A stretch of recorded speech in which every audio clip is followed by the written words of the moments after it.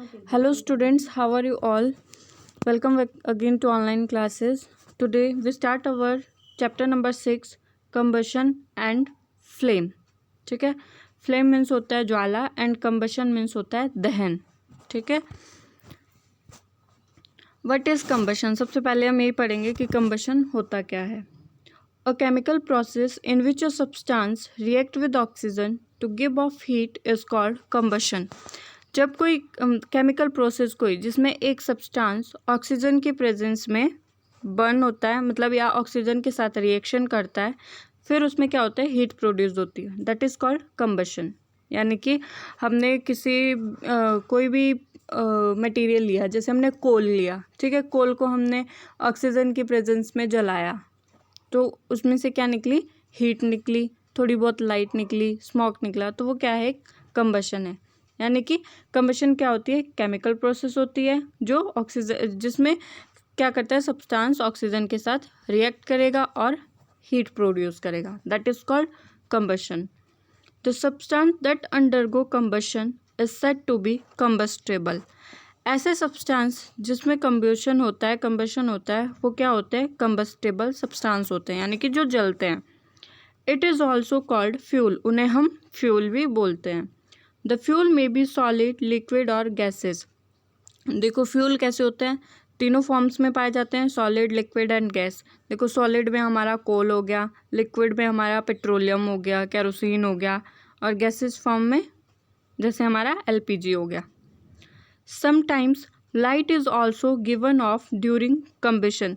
जब भी combustion process होती है तो हीट के साथ कई बार क्या होता है, लाइट भी प्रोड्यूस होती है, आइदर एज अ फ्लेम और एज अ ग्लो. जैसे एग्जाम्पल के लिए फ्लेम, जब हम कैंडल को जला रहे हैं तो कैंडल भी क्या है, कंबस्टेबल सब्सटेंस है, और उसमें से क्या निकल रही है, फ्लेम निकल रही है.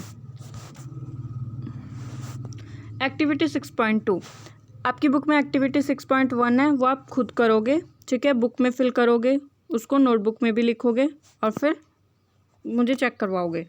Activity 6.2, fix a lightened candle on a table, put a glass chimney over the candle and rest it on a few wooden blocks in such a way air can enter the chimney. आपने क्या करना है, एक cardboard लेना है, ठीक है, उसके दोनों तरफ लकड़ी के छोटे छोटे से ब्लॉक्स रख देने हैं और उसके ऊपर आपने क्या करना है, ग्लास को उल्टा करके रख देना है. Observe that happens to the flame, और उसमें क्या मतलब कैंडल को जलाना है, पहले आपने कैंडल को जला के आपने वुडन बोर्ड के ऊपर रख देना है या टेबल के ऊपर, फिर आपने उसमें लकड़ी के छोटे छोटे ब्लॉक रख देना है दो साइडों में और उसके ऊपर उल्टा करके ग्लास लगा देना है. Observe that happens to the flame, मतलब वुडन ब्लॉक के ऊपर ग्लास को रखना है ताकि नीचे से हवा जा सके उसमें. Observe what happens to the flame, फिर आपने ऑब्जर्व करना है कि जो कैंडल की फ्लेम है क्या हो रहा है. Now remove the blocks and let the chimney rest on the table. उसके बाद आपने सेकंड केस में क्या करना है, वुडन ब्लॉक्स को हटा देना है, ठीक है, और ग्लास को टेबल के ऊपर ही सीधा उल्टा करके रख देना है. अगेन ऑब्जर्व द फ्लेम, फिर आपने फ्लेम को दोबारा से ऑब्जर्व करना है. Finally put a glass plate cover the chimney. उसके बाद आपने क्या करना है, ग्लास के ऊपर एक दूसरी प्लेट रख देनी है, ठीक है, और चिमनी को पूरा कवर कर देना है. वॉच द फ्लेम अगेन, दोबारा से आपने फ्लेम को देखना है. What happens in the three cases, तीनों केसेस में क्या होता है. देखो फर्स्ट केस में आपने क्या कर रखा है, टेबल के ऊपर कैंडल को जलाया है, दो वुडन ब्लॉक्स रखे हैं और फिर ग्लास को उल्टा करके रख दिया है, ठीक है. सेकेंड केस में आपने क्या करना है, वुडन ब्लॉक्स को हटा देना है और ग्लास को फिर से कैंडल के ऊपर लगा देना है. थर्ड केस में आपने क्या करना है, ग्लास के ऊपर, चिमनी के ऊपर आपने क्या करना है, दोबारा से एक वुडन शीट या फिर प्लेट रख देनी है. Does the flame flicker off, does it flicker and give smoke, does it burn unaffected, can you infer anything at all about the role play by air in the process of burning. देखो क्या flame जल रही है, क्या flame बिल्कुल ही बंद हो गई है, या वो स्मोक प्रोड्यूस कर रहा है, ठीक है. इसकी जो क्या है, ये फ्लिकर मतलब मोमबत्ती का जो धागा है, क्या उसमें से फ्लेम निकल रही है, क्या उसमें से स्मोक निकल रहा है, या वो बिल्कुल ही बुझ चुका है। ठीक है, इससे क्या आपको पता चल सकता है कि एयर का कोई रोल प्ले होता है बर्निंग प्रोसेस में। We find for the combustion air is necessary. इससे हमें क्या पता चल रहा है कि कंबशन के लिए, किसी भी चीज़ को जलने के लिए एयर का होना बहुत ज़्यादा ज़रूरी होता है। अब देखो फर्स्ट केस में एयर एंटर हो रही है क्योंकि ग्लास थोड़ा ऊंचाई में है वुडन ब्लॉक्स के कारण, तो फ्लेम जल रही है। सेकंड केस में क्या हो रहा है, सिर्फ स्मोक निकल रहा है।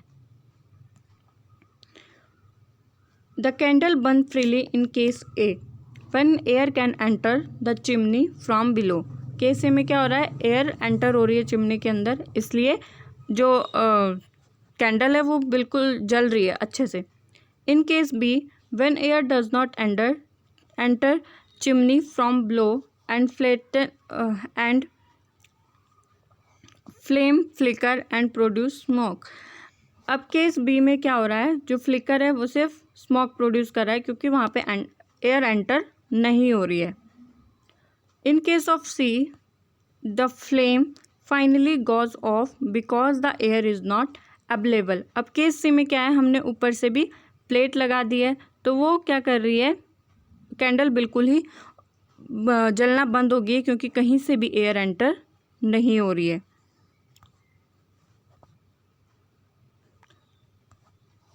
Now recall some of your experience. अब कुछ और मतलब चीज़ें आपने देखी होगी, जैसे does a matchstick burn by itself, how does it burn.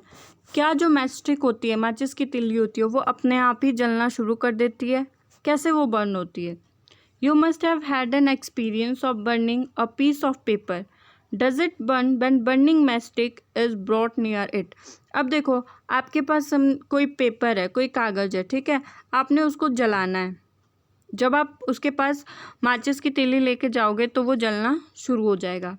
Can you burn a piece of wood by bringing a lighted matchstick near it. देखो लकड़ी का कोई पीस है, ठीक है, अगर आप उसके पास माचिस की तीली लेके जाते हो जली हुई, तो क्या वो जलेगा। Why do you have to use paper और kerosene oil to start fire in wood and coal. हम क्यों यूज़ करते हैं पेपर और केरोसिन ऑयल को वुड या कोल को जलाने में। Have you heard of forest fire. क्या आपने कभी फॉरेस्ट फायर के बारे में सुना है। Do this experience tell you that different substance catch fire at different temperature. इससे हमें क्या पता चलता है कि अलग अलग तरह के जो सब्सटेंस होते हैं वो डिफरेंट टेम्परेचर पे आग को कैच करते हैं, यानी कि उनमें डिफरेंट टेम्परेचर पे वो जलना शुरू करते हैं। The lowest temperature at which a substance catch fire is called is ionisation temperature. देखो सबसे कम टेम्परेचर जिसमें कोई सब्सटेंस आग पकड़ता है, जलना स्टार्ट करता है, वो कौन सा होता है, ionisation temperature. Can you tell now why a matchstick does not catch fire on its own at room temperature. क्या आप बता सकते हो कि अगर हम मैचस्टिक को रखते हैं रूम टेम्परेचर पे तो वो फायर क्यों कैच नहीं करती अपने आप। Why does the matchstick start burning on rubbing it on the sides of match box. वो तभी क्यों जलना शुरू करती है जब हम उसको रब करते हैं मैच बॉक्स की साइड्स पे। We find that combustible substance cannot catch fire or burn as long as its room temperature is lower than its ionization temperature। देखो जो combustible substance है वो रूम टेम्परेचर पे इसलिए नहीं जलते क्योंकि वो अपने से लोअर टेम्परेचर पे जलते नहीं है। मतलब अगर मैचस्टिक का आयनाइजेशन टेम्परेचर ज़्यादा है, रूम का कम है, तो वो जलेगा नहीं। Have you ever seen cooking oil catch fire when a frying pan is kept for long on a burning stove। अब आपने देखा होगा कि जब हम खाना बना रहे होते हैं तो कई बार जो कुकिंग ऑयल होता है वो फायर कैच कर लेता है। अगर हमने स्टोव पे फ्राई पैन में ऑयल डाला है, ठीक है, तो वो क्या करता है, कई बार आग पकड़ लेता है। Kerosene oil and would do not catch fire on their own at room temperature. लेकिन जो केरोसिन ऑयल होता है और लकड़ी होती है वो रूम टेम्परेचर पे नहीं जलते हैं। But if kerosene oil is heated a little it will catch fire. लेकिन अगर हम केरोसिन ऑयल को थोड़ा सा भी गर्म करेंगे उसको, तो वो आग पकड़ लेता है। But if would is heated a little it would still not catch fire. लेकिन अगर हम लकड़ी को थोड़ा सा जलाएंगे तो वो आग नहीं पकड़ेगी। Does it mean that ionisation temperature of kerosene oil is lower than of wood? क्या इसका मतलब ये है कि जो केरोसिन ऑयल का आयनाइजेशन टेम्परेचर है वो वुड से कम होता है? Does it mean that we need to take special care in store kerosene oil? क्या हमें केरोसिन ऑयल को किसी स्पेशल जगह पर स्टोर करके रखना चाहिए? The following activity show that it is essential for a substance to reach ionisation temperature to burn. अब एक एक्टिविटी है, उसमें आपको पता चल जाएगा कि आयनाइजेशन टेम्परेचर पे कैसे कोई सब्सटेंस बर्न करता है। Activity 6.4, make 2 paper cup by folding a sheet of paper.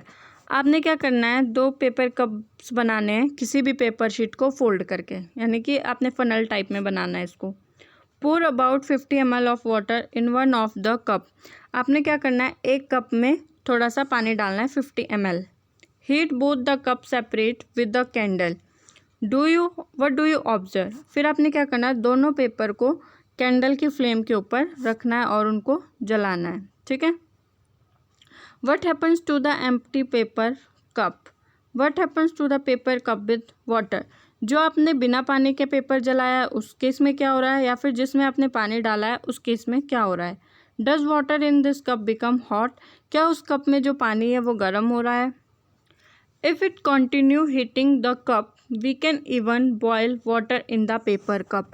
अगर हम उसको कंटिन्यू हीट करना कंटिन्यू कर दें तो क्या होगा, जो हमने पेपर कप में पानी रखा है वो बॉयल होना स्टार्ट हो जाएगा, हीट होना स्टार्ट हो जाएगा। Can you think of an explanation for this phenomena? क्या आप कोई एक्सप्लेनेशन दे सकते हो इस एक्टिविटी के लिए?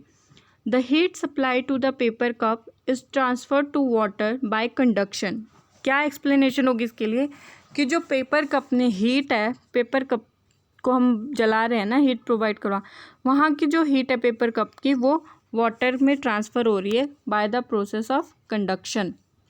सो in the presence of water the ionization temperature of paper is not reached. देखो वाटर, उस पेपर कप में क्या है, वाटर प्रेजेंट है, तो उसका जो आयनाइजेशन टेम्परेचर है वो बढ़ रहा है, वो मतलब कि नहीं पहुंच पा रहा है फ्लेम तक। Hence it does not burn, इसलिए ये जल नहीं रहा है। The substance which have very low ionization temperature and can easily catch fire with the flame is called inflammable substance. ऐसे सब्सटेंस जिसका आयनाइजेशन टेम्परेचर बहुत ज़्यादा लो होता है और वो इजीली फायर को कैच नहीं कर पाते हैं फ्लेम के साथ, वो इनफ्लेमेबल सब्सटेंस होते हैं, ठीक है।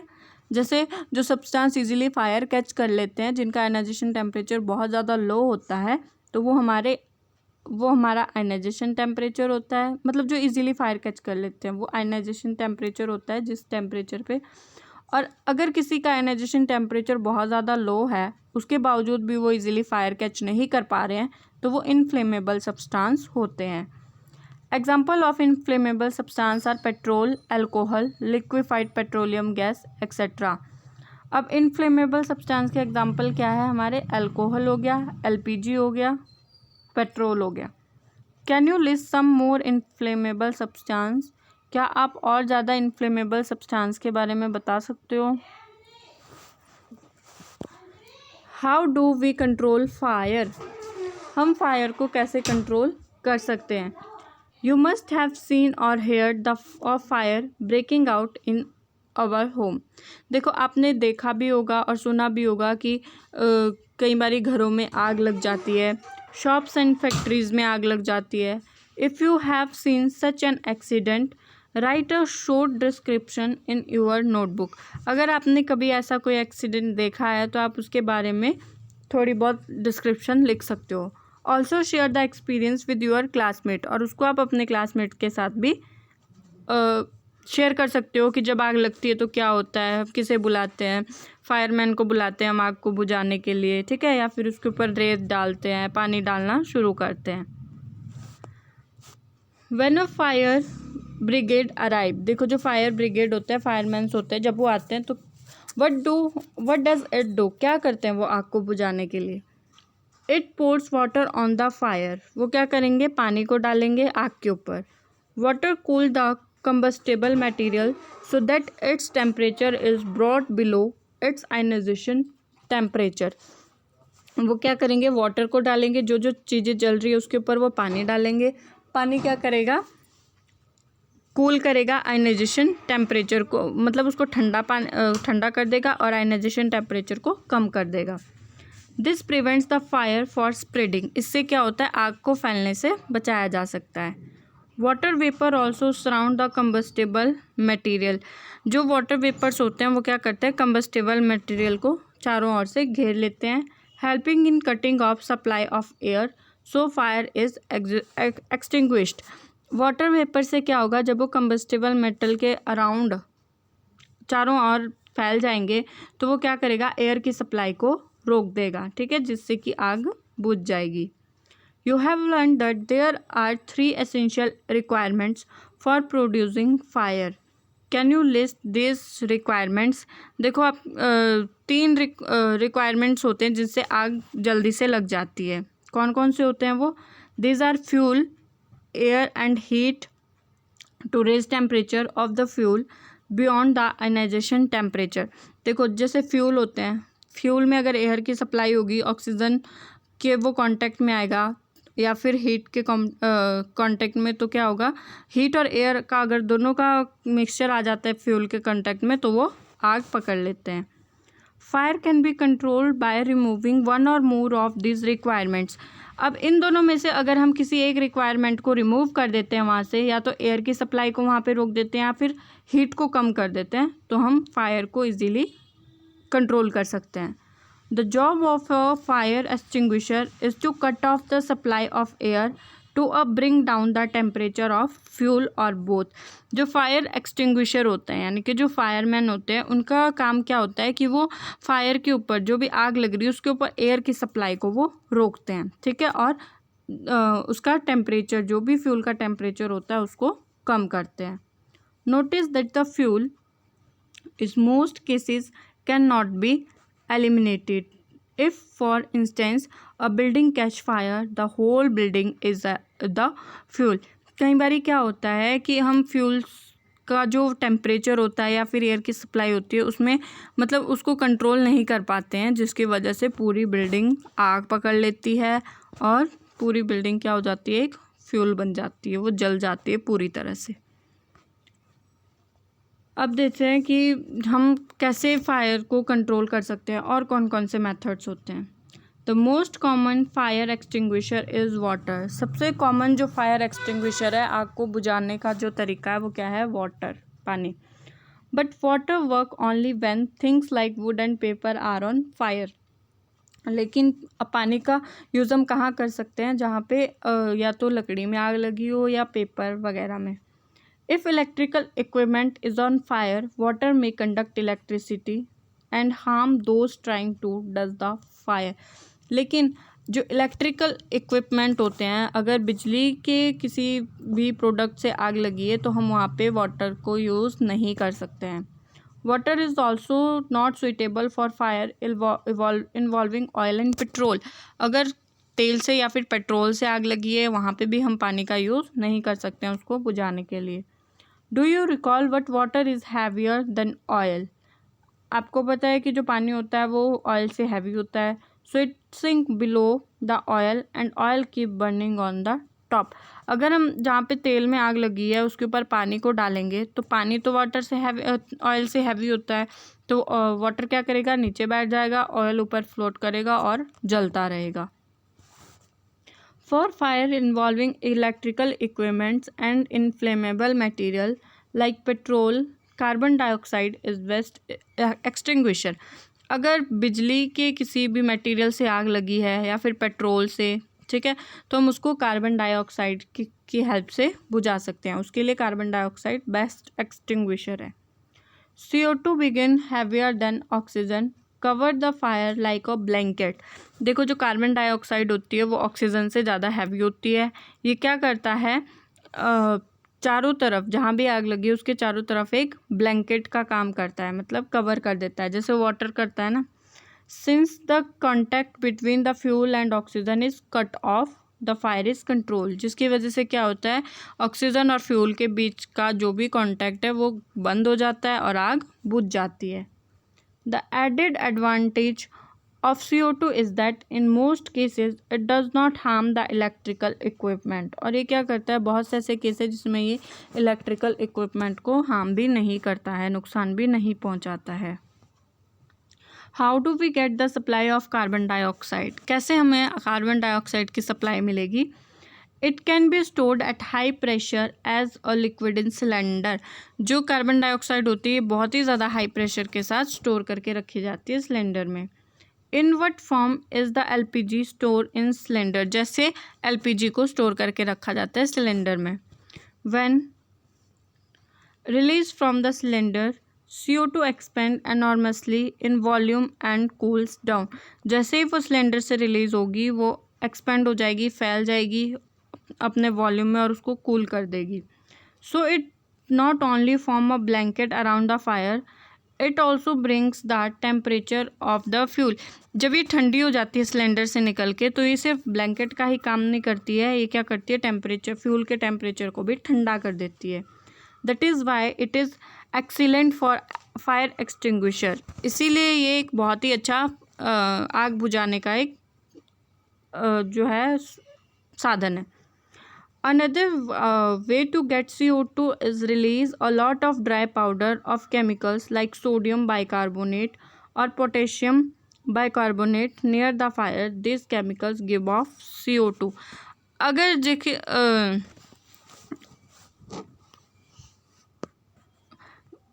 Another way to get CO2, देखो अगर हमने CO2 को रिलीज़ करना है तो हम उसके पास जैसे सोडियम बाइकार्बोनेट होता है, पोटेशियम बाइकार्बोनेट, उसको भी हम आग के पास अगर ले जाते हैं तो ये भी क्या करेंगे, CO2 को प्रोड्यूस करेंगे। ठीक है, आज के लिए इतना ही। नेक्स्ट टॉपिक हम नेक्स्ट लेक्चर में पढ़ेंगे। नेक्स्ट टॉपिक आता है हमारा टाइप्स ऑफ कंबशन, हम नेक्स्ट लेक्चर में पढ़ेंगे।